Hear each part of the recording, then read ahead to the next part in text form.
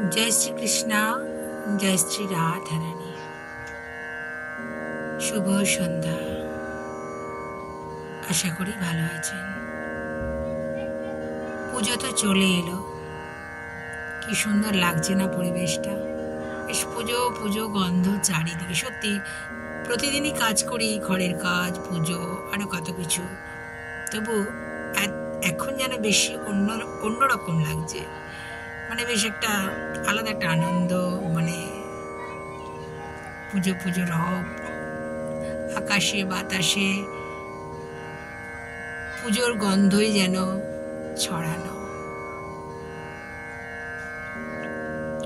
সকালে কিছু কাজ সেরে পুজো সেরে নিলাম, তারপরেই দেখি আলতা দিদি ডাকছে আলতা পরানোর জন্য। দিদির জন্য একটি শাড়ি কিনে রেখেছিলাম। দিদির তো খুব আনন্দ, খুব খুশি হয়েছে দিদি। আমি বললাম আবার কবে আসবে? বলল লক্ষ্মী পুজোর সময় আবার আসবো। দিদির একটি ছেলে লেখাপড়া করছে, মাধ্যমিক পাশ করেছে। দিদি ঘরে ঘরে আলতা পরাতে আসে। খুব মিষ্টি ব্যবহার, খুব ভালো মানুষ। রাধা মাধবের প্রসাদও দিলাম। দিদি কিছু মুখে দিল, বাকি নিয়ে গেল। আরেকজন আছে বৈষ্ণবী, ভিক্ষা চাইতে আসে, মানে মহিলা, বহুদিন আসেনি, তো সেদিন এসেছে। মা মা বলে ডাকছে, খুব ভালো। আমি বললাম কি গো, এতদিন আসনি যে? না মা, আসতে পারিনি। দিয়ে কিছু দিলাম কিনে খাওয়ার জন্য। বলল দিবি না মা একটা পুজোর শাড়ি? আমি নিশ্চয়ই দেব। ওই মাসির জন্য একটি শাড়ি কিনে রেখেছি, জানি না কবে আসবে। তাকেও সেদিন রাধা মাধবের প্রসাদ দিয়েছিলাম। কিছু কিছু মানুষ দেখবেন এমনিই ভালো হয়, সেটা শিক্ষিত বা অশিক্ষিত এই বিচারে নয়। একটা জন্মগত সংস্কার নিয়ে কিন্তু তারা জন্মায়, তাদের মানসিকতাও কিন্তু অনেক উচ্চ মনের হয়, জানেন তো।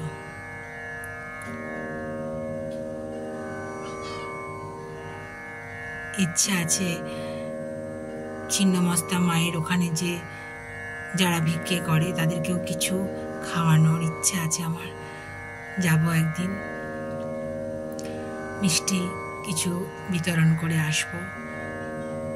ওরা গেল মা মা করে, সবসময় খুচরো থাকে না, একসাথে দিয়ে দিই কিছু টাকা, বলে ওরা আমি বলি ভাগ করে নেবে।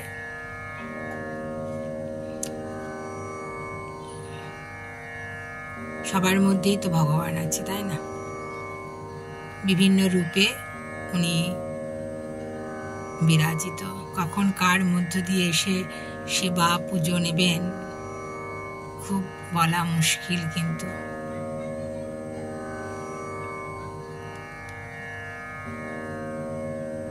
দেখি একটু বেরোবো। আমাদের পাড়ার প্যান্ডেলটা কতখানি, মানে ভিতর দিকটা, বাইরের দিকটাতে ছবি তুলেছি একটা, কতটা কি হলো।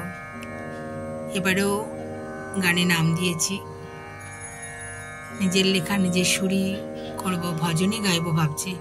যদিও মা দুর্গা, মানে মা দুর্গার পুজো,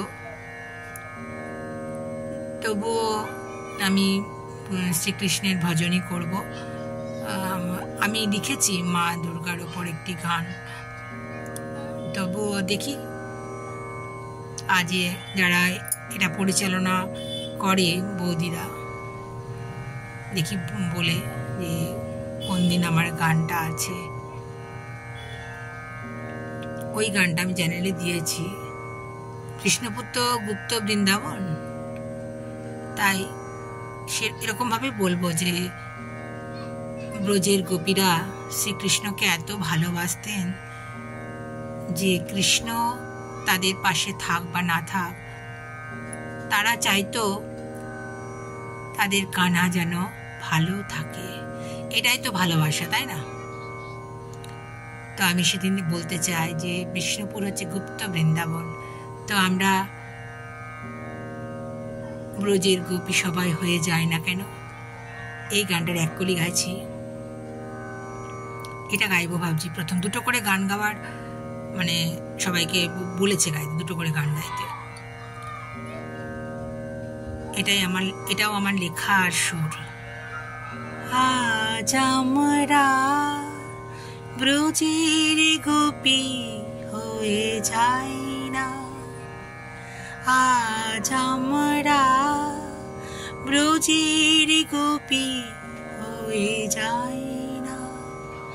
মনের ভাবে ডাকলে তাকে সাড়া দেবেনি দেবে। আজ আমরা ব্রজের গোপী হয়ে যাই না। এই গানটা গাইবো ভাবছি, দেখি কি হয়। রাধা মাধব যেমনটি চাইবেন তেমনটি কিন্তু হয়। আমি এক ভাবছি, তিনি কিন্তু অন্য কিছু ভেবে রেখেছেন হয়তো, তারপর জানি না। আরেকটা ইচ্ছা আছে, এই গানটি আমি রাধা অষ্টমীর দিন ঘর পরিষ্কার করছিলাম, করতে করতে আমার গানের কথাগুলো মাথায় আসে, এটা আমি চ্যানেলে বলেছি। তো আমি সেই গানটি গাইবো ভাবছি, এক লাইন গাইছি।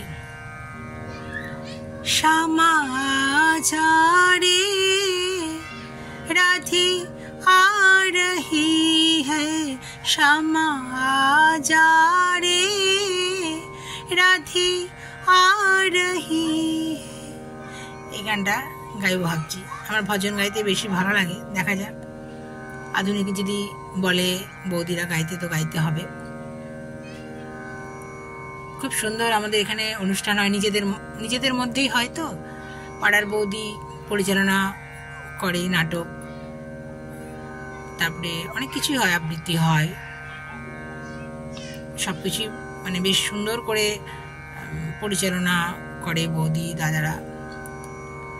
নবমীর দিন খিচুড়ি একটা মানে মাটির কোটোরাই করে দেওয়া হয়,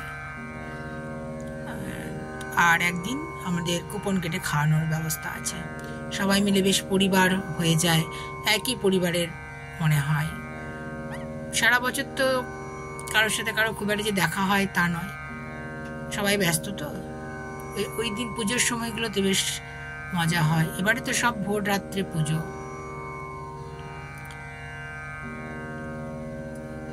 খুব ভালো লাগে এই পুজো দিনগুলোতে। মায়ের কথা খুব মনে পড়ছে, বাবা মার কথা, বাবা মা তো নেই, ভীষণ মনে পড়ছে। মা তো মানে কি বলবো, আমি তো কোনো কিছু আগে কিনতামই না, মা বাবা যা কিনে দিত তাই।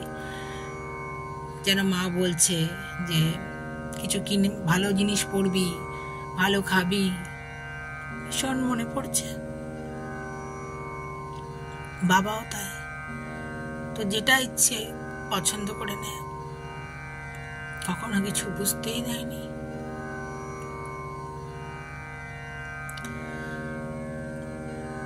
তাদের আশীর্বাদ আছে বলেই হয়তো আমি সৃষ্টিমূলক কাজ করতে পারছি।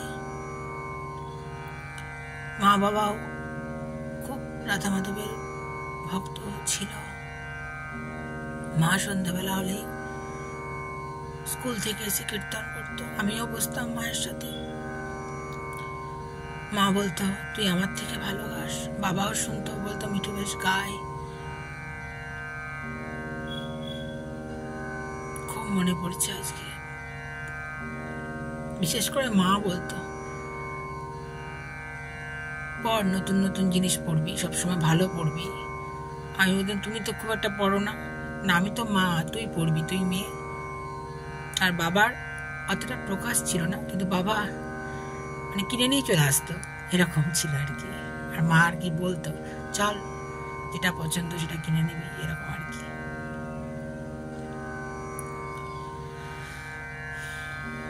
সবাইকে পুজোর শুভেচ্ছা ভালোবাসা জানাই। বন্ধুরা ভালোভাবে থাকবেন, আনন্দ করবেন, বেশি বাজি পোড়াবেন না, মানে পোড়াবেন কিন্তু সাবধানে আর কি। সিনথেটিক জামা পরে বেশি না পড়ানোই ভালো। আনন্দ করে কাটান পুজোর দিনগুলো, এটুকুই তো থাকবে, তাই না? আনন্দটাই আসল। দুঃখ কষ্টের মধ্যেও আনন্দ খুঁজে নিতে হয়। কার জীবনে দুঃখ কষ্ট নেই বলুন তো? সবার জীবনেই দুঃখ কষ্ট আছে। সুস্থ থাকুন, শান্তিতে থাকুন। শান্তিতে থাকাটাই কিন্তু বড় কথা। হরি হরি, রাধে রাধে।